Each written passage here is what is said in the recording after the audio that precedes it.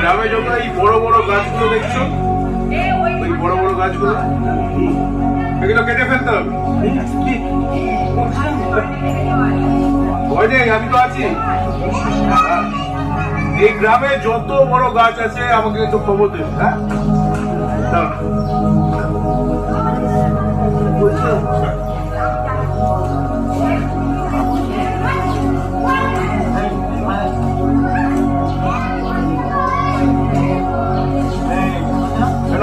ধরো ধরো, আরে কেন?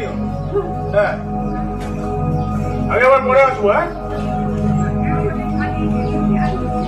আরে ভয় নেই, এই 1 বছর তোমাদের সুখে শান্তি দেখার দায়িত্ব আমার।